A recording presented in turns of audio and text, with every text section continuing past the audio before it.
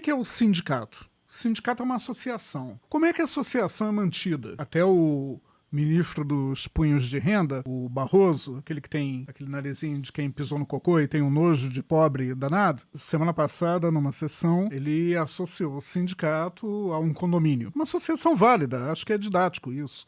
Eu mesmo já escrevi sobre direito de greve, fazendo essa comparação com o condomínio. Mas o Barroso, na semana passada, ele estava fazendo a associação com o condomínio para falar do que o condomínio vive e que precisa da contribuição dos participantes. O que é diferente entre o sindicato e o condomínio? A diferença é um troço chamado unicidade sindical. É que nem um filme dos anos 80, não sei se vocês vão lembrar do Highlander, e o bordão do filme era só pode haver um.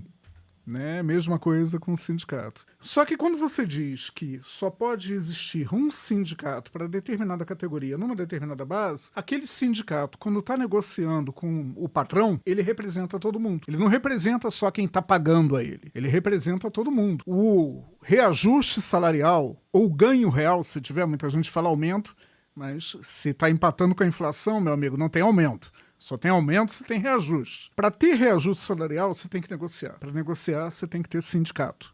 É assim, ponto.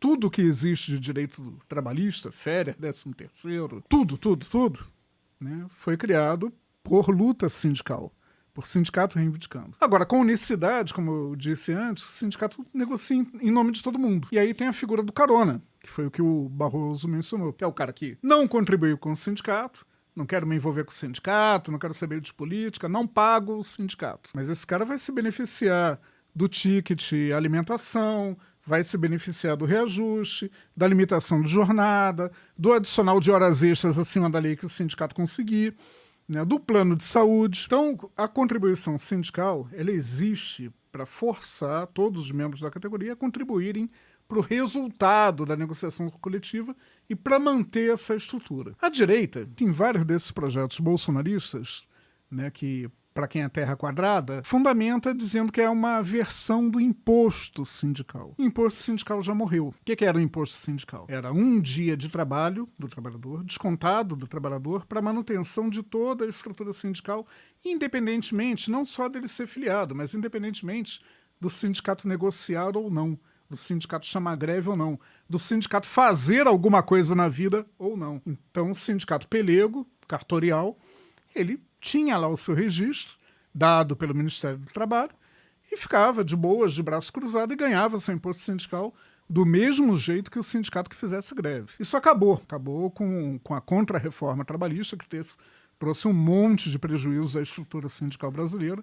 O objetivo dos caras era desmontar. E aí teve um refluxo causado pela reação ao fascismo. Para situar o Supremo, o STF, na posição desse refluxo, o imposto, então, ele era uma das três pernas da intervenção do Estado na relação coletiva de trabalho. Uma intervenção de impedir que o trabalhador se organizasse. Aí a gente tem que pensar um pouquinho no sujeito chamado Vargas. O cara entendeu, ele tinha uma leitura da sociedade brasileira de que o conflito de classes era inevitável. E estava olhando para os Estados Unidos. O Vargas ele tem a particularidade, ditador, mandava matar, empastelar oposição, etc. e tal. Mas o Vargas ele foi um dos primeiros a perceber que a parceria econômica internacional que o Brasil tinha que estabelecer não era mais com o Reino Unido, que era a tradicional desde do processo de independência do Brasil, e sim a dinâmica do capitalismo americano.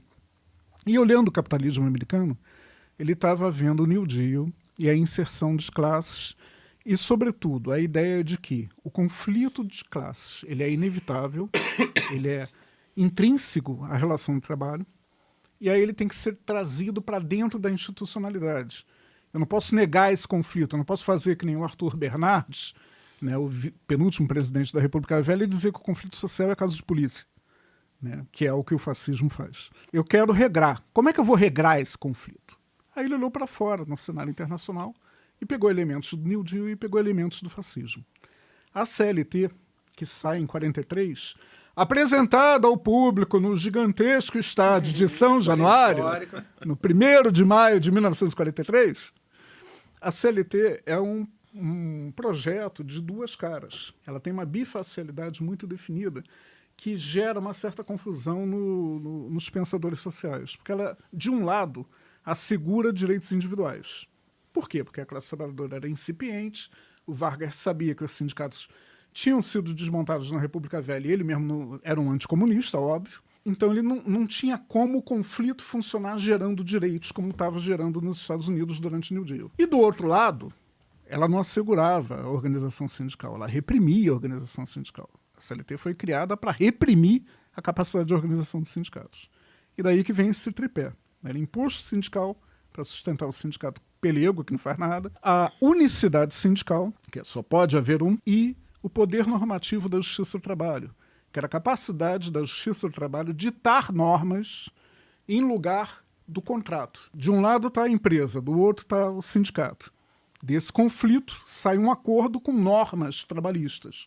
É um acordo coletivo de trabalho ou uma convenção coletiva de trabalho. E se não der acordo, o que faz? Prorroga o conflito. Aí no fascismo, não. O fascismo autorizava a Justiça do Trabalho a criar a solução. Isso foi em 1927, na Itália, na Carta del Lavoro.